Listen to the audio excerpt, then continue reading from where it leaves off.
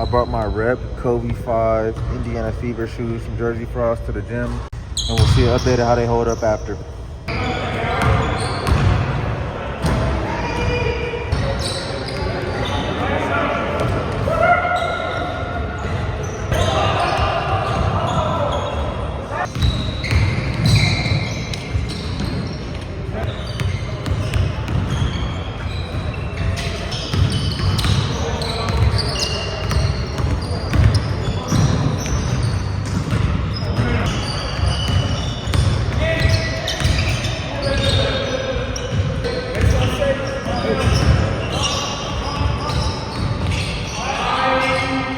All right, this is post-game interview. See if they hold up. Any sole separation. Check the left shoe. Everything seems to be straight. Check the right shoe.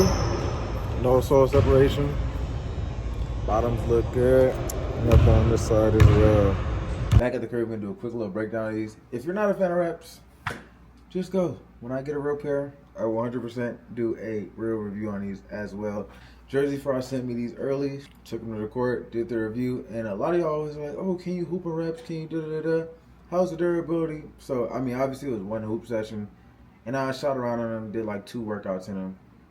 And that's about it so far. I have a bunch of shoes that are coming in. So my rotation with shoes is, so I'm rotating shoes pretty often, but I am in the gym about 3-4 hours a day. So I do try when I get new stuff to wear them that whole time, through the lift, through my shooting workout, and then try to get at least 1 hoop session in them. I was editing my review and I want to throw this in. With any Kobe, real or rep, I would still want to have a rotation. Yeah, real or rep. If you want to take these through a full season, none of those Protros are holding up a full season. Practice 2-3 hours a day, 5 times a week. And then once you're in season, 2-3 games a week, plus shoot around, all that. Have like a practice pair. This is really for any shoe, but especially for Kobe's. Have a practice pair, like some bullshit. Go get some budget model shoes from Nike Outlet or get some on sale. Rock them in practice. Shoot arounds, wear the shoes you really like these Kobe's or whatever the case may be, and then wear them for games. You'll be smooth for the season. But wearing them every day to practice, beating them up, killing them. Not too much of any shoe is lasting a full season, if I'm being 100% honest with you. And if they hold up for me, which if you don't know how I got into shoe reviews, was breaking real Kobe's. And then Jerseyfrosts hit me up and was like, oh, I'll send you some kicks. Let me know if you like them. If you like them, post some content. If you don't, oh well. And now we're here. So that was a true test. I have a 50.5-inch official measured max vert, and I run a 40 at 4.38. So if the shoes can withstand that athleticism, I think they'll be straight for you. I'm about 175 pounds at 5'6". Start off though, I think this colorway is fire. I wasn't a huge fan of this colorway when I first seen it, but seeing them in person, bro, the speckles on it, pops of color on the heel and the tongue, subtle hints of color on the Nike signs on the inside and outside, as well as the bottom of the shoe with this little orange hint as well. These look extremely clean. And when we get into the midsole, I have no clue what the actual tech term for what they use for the midsole in their reps, but it feels very similar to the retail pairs. And as far as the cushioning setup goes in the reps, it's actually better than the retail pairs. 4-foot zoom turbo, and then it has a heel zoom unit as well. Same setup as the OG Kobe's before they Protroed them and took out the heel zoom unit, which some people were upset about. Me personally, I didn't hoop in Kobe 6 when they had the original ones. First pair of Kobe's I had were the 8s. I was wearing LeBrons up until that point. And personally, I am like here and personally, the double zoom unit setup, it's like a hit or miss for me. I do like it. I think it's cool. But at the same time, I feel like it gives you more opportunities to break the shoe. Just for me, breaking and popping so many air bubbles, shoes, sole separation, everything like that, that's like the first thing that comes to mind for me. Because I popped an air bubble in a pair of PG5s before. And it's like, come on, Nike. But hey, shit happens. I was also jumping from the free throw line in a pair of PG5s trying to dunk. So, I mean, the conditions that they were put through, I kind of get it. As far as the outsole pattern goes, it is a solid rubber outsole with the heartbeat traction pattern, just like the real pair of Kobe 5s. The traction on these is good.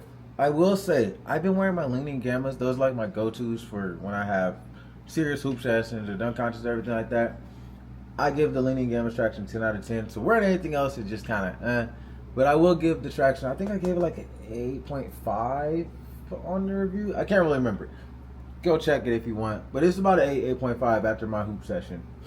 And I'm also playing at a LA Fitness, so you know the courts are not super perfect or super pristine as well, but they held up well. And I did get a fast break dunking them as well. I have a minor quad strain right now. I haven't been dunking as much as I usually do when I go hoop, because I usually use my hoop session as my dunk sessions too.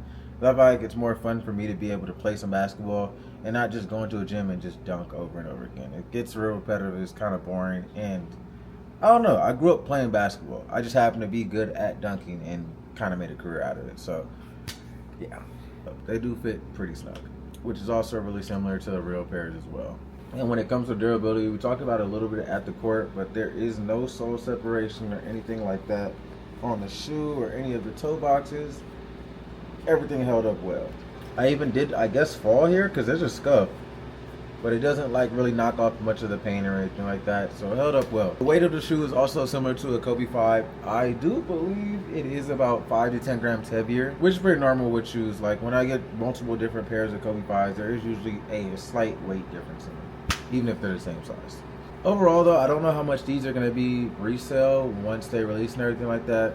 Usually it's typically pretty hard to get these at retail. I believe retail is going to be around $190 like it typically is for any of the Kobe 5 or Kobe 6 releases. So if you can't get them for retail, I always say retail over reps. Now the other side, if you have the money to pay resale, by all means do that, no issues. I do it. Part of it is for content, but I also do it because I like the shoes. But I also do these real versus reps and rep reviews for those that don't have the budget to spend $3, $4, wherever the hell resale is to get these Kobe's, but still want to rock a Kobe. Because I mean, they're clean shoes, they're beautiful. And these perform very close, if not the same as retail. Cushioning setup is technically better to some people than retail. I think it feels about the same personally, but there is more tech. So if you want to rock Kobe's on a budget, use my link down below. These were sent to me by Jerseyfrosts, and my code does get you 10% off. I do believe the real pair releases at the end of June. The release keeps getting pushed back though. At one point it was like June 2nd or June 1st. Now I've seen it's June 30th, so I don't know when they're actually going to release. As far as I know so far, they 100% will. But yeah, let me know if you want me to do more reviews like this where I take rep shoes from Jerseyfrosts and take them to the court, see how they hold up, and break it down to you after. Catch you on the next one.